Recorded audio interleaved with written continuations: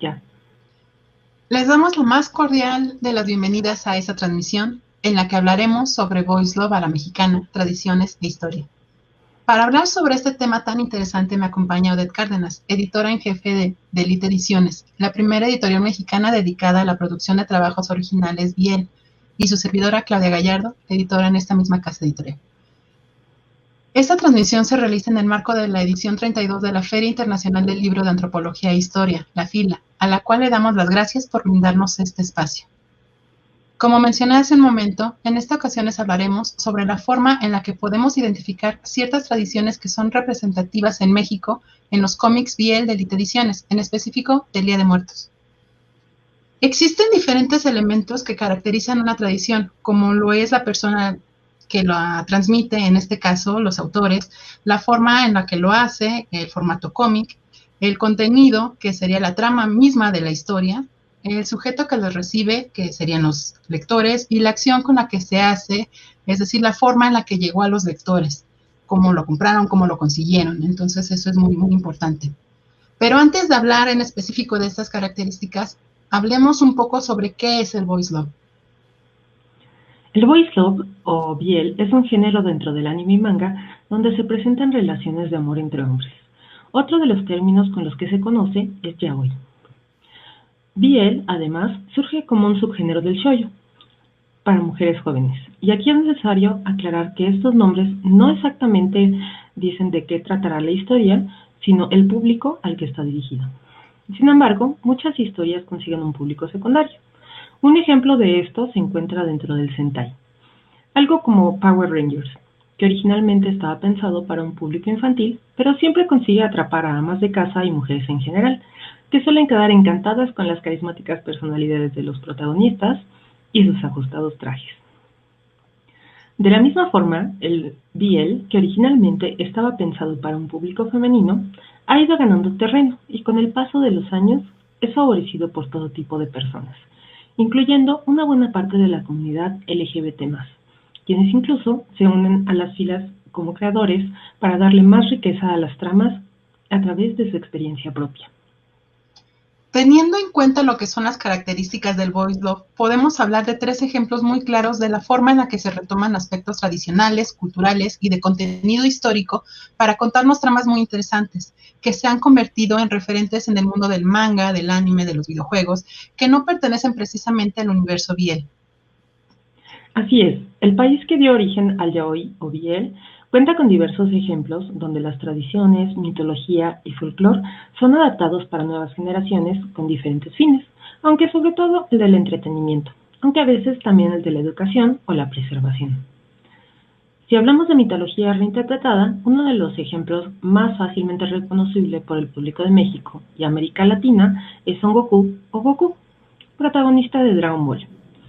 Su nombre proviene de la obra tradicional china Viaje al Oeste, en la que el monje Zhou hace amistad con 3 inmortales, un mono llamado Son Wukong, un duendecillo de agua llamado Shasen y un cerdo llamado Chupatie.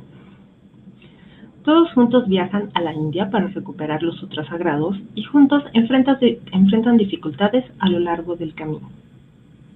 En este ejemplo, vemos que uno de los cuentos fundamentales de la mitología de Asia del Este es actualizado con ciencia ficción, viajes espaciales, razas alienígenas, avances tecnológicos fantásticos, para hacerlo más accesible a todo tipo de público a través de la búsqueda de las esferas del dragón. Dragon Ball es este manga, anime y videojuego en donde podemos rescatar la idea de que al retomar aspectos de otra cultura y añadir diferentes elementos de acción y aventura, nos cuentan la forma en la que el protagonista y sus aliados están ahí para salvar al mundo de los enemigos más malvados. Pensemos en Freezer, en Cell o Majin Buu, por mencionar solamente algunos. Y en ocasiones necesitan la ayuda de las personas que viven en el mundo en donde estén para poder, bueno, darles de energía, pero también recordemos que no necesariamente es en el planeta Tierra, sino también están otros planetas, incluso otros universos. Y la técnica a la que me refiero es precisamente la Genkidama, que se genera con la energía espiritual de los seres vivos. Dragon Ball, en específico, su protagonista Goku, se ha convertido en un icono mundial. del cual rescatamos valores como la amistad, la perseverancia para lograr el objetivo, que en muchas ocasiones, o casi todas, es salvar al mundo de la destrucción, pero también rescatamos esta idea de la necesidad de hacer el bien. El siguiente ejemplo de reinterpretación parte de los espíritus japoneses conocidos como yokai, los cuales, aunque se describen como monstruos y demonios, en realidad son representaciones de fenómenos naturales que no tenían explicación en la antigüedad, así como conceptos e ideas. También estos seres sobrenaturales se han mantenido vigentes en el imaginario, no solo de Japón, sino del mundo, gracias a trabajos como Gegege no Kitaro, serie de manga creada en 1959 por Shigeru Mizuki, y que ha tenido más de una adaptación en animación y videojuegos a través de las décadas. Como curiosidad, es necesario mencionar que el creador de Gegege no Kitaro fue soldado en la Segunda Guerra Mundial, durante la cual vivió una experiencia que le recordó a estos seres. En algún momento, pierde a su bandai en la selva y es incapaz de encontrar el camino debido a la oscuridad de la noche. Al avanzar a ciegas se encuentra con un muro que sospecha era parte de un asentamiento enemigo e intenta escalarlo o rodearlo sin éxito. Eventualmente se resigna a pasar la noche al pie del muro. A la mañana siguiente despierta al borde de un precipicio. Para él, esta experiencia estaba relacionada con el yokai Muro Tapia, que se mueve y protege a las personas en peligro. Shigeru Mizuki incluyó, a partir de esto, a Muro Tapia como uno de sus personajes en su obra. La historia de Gegege no Kitaro trata de un grupo de yokai que se dedica a resolver misterios con los que se encuentran los humanos, presentando en el camino más detalles de la historia de aquellos yokai que están ocasionando estas situaciones. En este trabajo vemos cómo se incorpora el folclore japonés a una historia de detectives para presentar de manera accesible a nuevas personas aquellas tradiciones que de otra manera quedarían limitadas al conocimiento de especialistas. Los yokais, estos seres que son el vínculo precisamente entre el mundo espiritual y el mundo real, tangible, cumplen una función en específico. En este ejemplo que nos acaba de mencionar Odette, es preciso resaltar que las cosas se salieron de control en la relación entre estos dos mundos, por lo que es importante descubrir qué es lo que pasa, cuál es el motivo por los que cada uno de los yokai se comporta de cierta forma. Este tipo de historias contadas de generación en generación cobran nueva vida a partir de meterlos en otros géneros, en este caso con un toque detectivesco, y que siguen la idea de comunicar que los espíritus forman parte del folclore japonés y en cada nuevo caso permite conocer nuevos aspectos de estos seres. Como último ejemplo, hablaremos de Sengoku Basara o Devil Kings, una de tantas franquicias que toma eventos históricos de Japón, con ciertas libertades creativas, para convertirlos en una emocionante trama de peleas y poder. Los eventos descritos en Sengoku Basara son del periodo Sengoku, la época feudal de Japón, donde no existía todavía un país unificado, pues el archipiélago se encontraba dividido en provincias semi-independientes gobernadas por señores feudales o daimios que buscaban obtener más poder a través de guerras y la unificación de las tierras. Podríamos decir que esta historia cumple con una función educativa, ya que incluye tanto nombres como fechas y batallas reales. Sin embargo, debe entenderse como un trabajo de ficción, adaptado para la actualidad, con cambios como sucede con el personaje Saika, que originalmente hacía referencia a una facción de mercenarios bajo este nombre, mientras que en la adaptación del videojuego y el anime se convierte en el nombre de la líder de dichos mercenarios. Lo interesante es saber que la historia se puede ver a partir de diferentes puntos de vista, en este caso, de los mismos personajes, y nos permite tener un poco más de conocimiento de las acciones que realizaron y las consecuencias que tienen para el desarrollo de la historia, tanto en el plano de lo ficticio como en la historia oficial, por llamarlo de alguna forma. Con estos tres ejemplos podemos caer en cuenta de que el contenido cultura, tradición entra como parte de la trama de la historia y no al revés. Se toma como base para contar algo nuevo.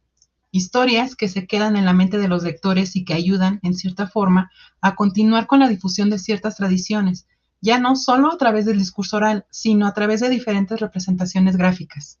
Pero ahora, regresando un poco a las historias Biel, ¿por qué retomar en una trama estas tradiciones? Pues consideramos que es por la necesidad de los autores de representar las cosas con las que conviven cada año desde su punto de vista y que les son atractivas y familiares. Es decir, las tradiciones junto con la historia por contar se hacen significativas tanto para el autor como para los lectores, ya que se apropian del discurso social y lo transforman para dar paso a nuevas interpretaciones. Esto también puede considerarse como una herramienta para las personas que no lo han experimentado, que viven en otra parte del mundo y que tienen cierto conocimiento de la generalidad de la tradición, pero no han tenido oportunidad de vivirlo. Pensemos en personas también que viven fuera del país o incluso en aquellas regiones en donde esta tradición en México, la del Día de Muertos, no se vive de la misma forma en la que la vivimos las personas que nos encontramos en el centro, sur del país.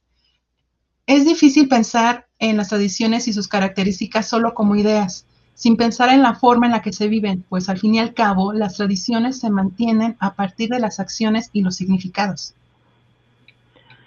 Siguiendo esta misma idea de llenar de vida y perspectivas nuevas una de las tradiciones más reconocidas de México, Lit Ediciones ha publicado 3 historias que giran alrededor del Día de Muertos. La primera es Mictlán, una historia a la que de cariño llamamos La Muerte Enamorada. Esta se desarrolla en la actualidad, en una gran ciudad donde las ofrendas y flores de cempasúchil se encuentran en cada gran plaza, en cada gran esquina, indicando la llegada de la festividad. Este es el escenario para una tragedia romántica, que desde el título refiere a un inframundo de la tradición azteca. Esta historia que nos presenta Sol Levano es muy agradable a la vista, ya que retoma elementos muy específicos para hilarlas con acciones de los protagonistas, mismas que ayudan a darle sentido por completo a la trama. Hablamos de las flores, hablamos del pan de muerto, el perro y hasta la misma visión de la muerte. Todo esto mezclado a partir de una historia llena de drama y romance, y es genial. También en el catálogo de Lit Ediciones tenemos Calaveras de Azúcar de Romero, que pareciera, de buenas a primeras, una historia sobre injusticia y discriminación, pero que da un giro inesperado cuando la miseria que el protagonista experimenta durante el Día de Muertos le ayuda a traer a la vida a un ser que podría ser su salvación o perdición en un evento que solo puede describirse como sobrenatural. Esta historia es muy interesante, ya que se le puede dar 2 interpretaciones. Una en la que damos por hecho que lo que nos cuenta el protagonista pasó en realidad, y la otra si es producto de las circunstancias en las que el mismo protagonista se encuentra. Tanto en Calaveras de Azúcar como en Mictlán, que son cómics a formato impreso, las historias cierran con uno de los elementos que consideramos característicos del folclore mexicano en Día de Muertos, que es jugar con la muerte en verso. Es decir, retomamos las calaveritas literarias escritas por la Catrina. Para terminar, me gustaría hacer una mención honorífica a Nube. Esta es una pequeña historia completamente a color compartida en nuestras plataformas digitales que se inspira en un formato muy particular del Día de Muertos que solo se desarrolla en Pomuch, Campeche, donde los huesos de los antepasados se desentierran, limpian y visten para rendir honor a su memoria. Con Nube, la intención de Romero, su autora, era presentarle a un público mucho más extenso una variante de las tradiciones que posiblemente sea desconocida para muchas personas, incluso dentro de México. Esta historia es muy peculiar y hermosa de principio a fin, ya que nos permite resignificar los lazos que se tiene con las personas que ya no están, al mostrar un tipo diferente y peculiar de convivencia que se lleva a cabo en días y circunstancias específicas. Es muy interesante la forma en la que está narrada esta historia, pues a pesar de que esta tradición forma parte de la cultura mexicana en una región en específico del país, sigue considerándose como algo extraño, pues solo la idea de desenterrar a los seres queridos rompe con los esquemas establecidos de que los muertos descansen en paz. Pero Romero logra romper eso que les acabo de mencionar y nos lleva a una situación de pareja, de romance. Es hermosa esta historia. Pues bueno, estos 3 ejemplos podemos identificar que los autores tienen en común la necesidad de compartir con la otredad una mirada peculiar de algo que podría ser común, por lo menos para las personas que tienen conocimiento de lo que es el BL y la tradición, en este caso la de Día de Muertos. Pero no solo las tradiciones tan específicas como la del Día de Muertos son incluidas y tienen protagonismo en diversas historias. Gracias a los medios digitales que han tomado fuerza en años recientes, Tener acceso y adquirir o compartir conocimientos específicos de cualquier cultura ahora se encuentra al alcance de la mano. Y aunque Nube es nuestro único ejemplo de Día de Muertos, Lit Ediciones tiene otros trabajos con los que se pueden relacionar personas que han vivido o conocen nuestro país. Hablando del espejo, por ejemplo, se desarrolla en la Ciudad de México en la actualidad, en calles que verdaderamente existen en el centro histórico, y parte de una de las cotidianidades con las que convivimos como habitantes de esta ciudad, los sismos. Aunque, en esta historia, la fidelidad a lo que es real queda atrás cuando, tras un terremoto, un espejo se convierte en el portal con otra época, a través del cual el protagonista conoce a un interés amoroso inalcanzable. Es curioso ver las diferencias en la vida cotidiana de ambos personajes, que se extienden hasta situaciones reales a las que pudieran enfrentarse los protagonistas como parte de la comunidad LGBT, incluso con 100 años de diferencia entre sus puntos de vista.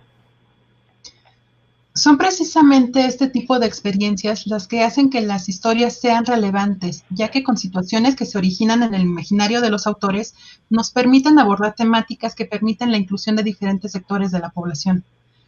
Para concluir esta charla, podemos mencionar que esta forma de dar a conocer tradiciones específicas a través de una historia bien con las que nos relacionamos nos ayuda a tener una identidad compartida con las personas que son fanáticas de este género, más un extra. El granito de arena que aportan los autores para hacer significativas esas tradiciones, tanto para ellos como para el público que lo consume y que al fin y al cabo contribuyen a que esas tradiciones tengan vigencia hoy día.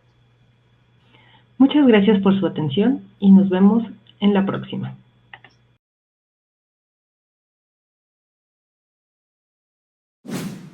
Gobierno de México.